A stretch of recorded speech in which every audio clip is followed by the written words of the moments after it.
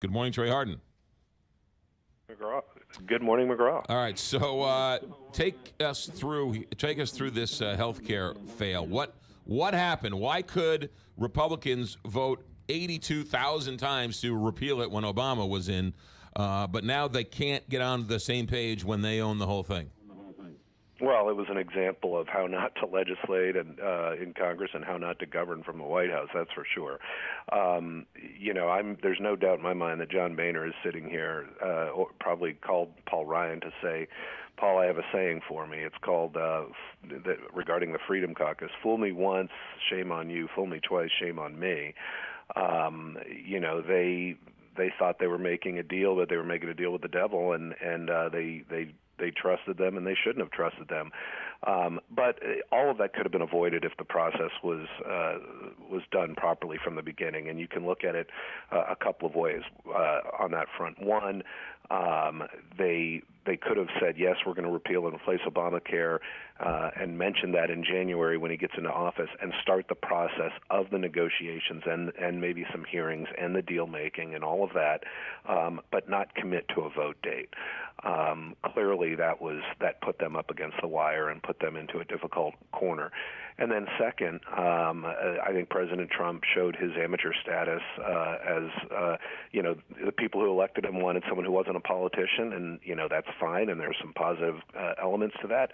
But at the end of the day, if you lack political skills altogether, it's going to come back to bite you when it comes to times like this. And he simply engaged too late in the process and started trying to peel off these Freedom Caucus members one by one instead of talking to them earlier in the process in block. So lots of different blames to be thrown around, but the reality is it was unnecessary, and it didn't have to happen this way. Trey, it looks almost like the Republican Party is two different parties. You've got the conservative Freedom Caucus parties and those people, and the other sort of more traditional Republicans who can't agree themselves. So how, if they can't get their own house in order, how are they going to get anything done?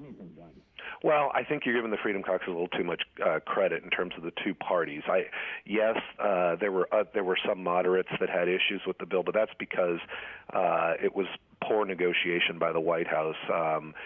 Basically not thinking ahead and not anticipating the concerns moderates would have when you'd reach out to try to appease the Freedom Caucus members.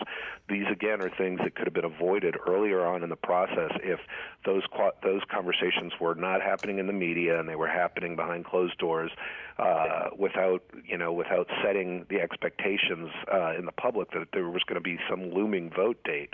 There's 36 Freedom Caucus members, now 35. One just resigned, actually, in light of this.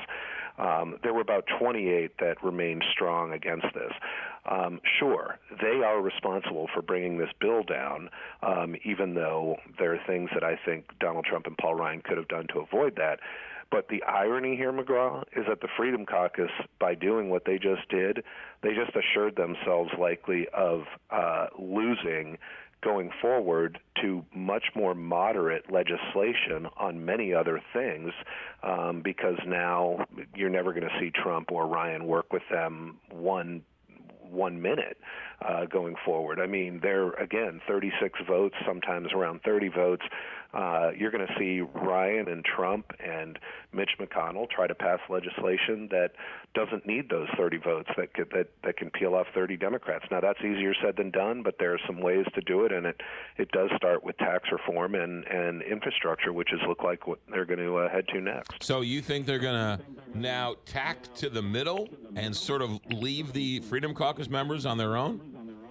Yes, I do, and I anticipate that at least.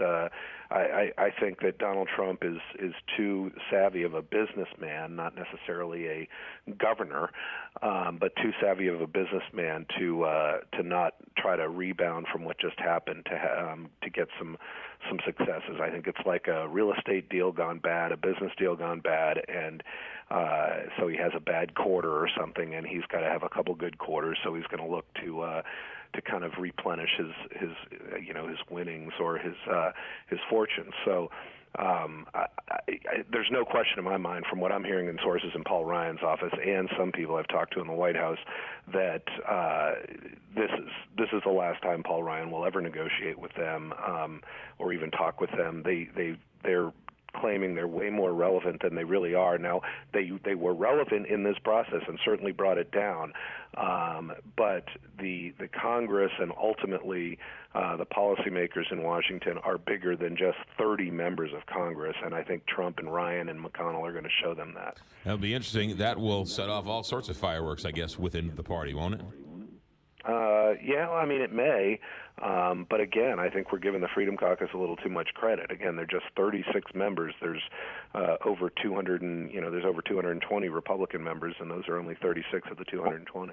Trey, have a good week, and if I don't, we'll talk to you next Tuesday. But officially, happy opening day to you.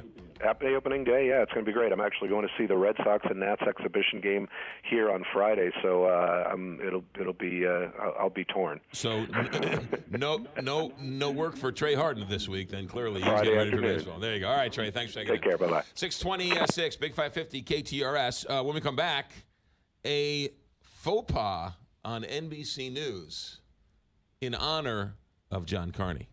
We'll explain next. Big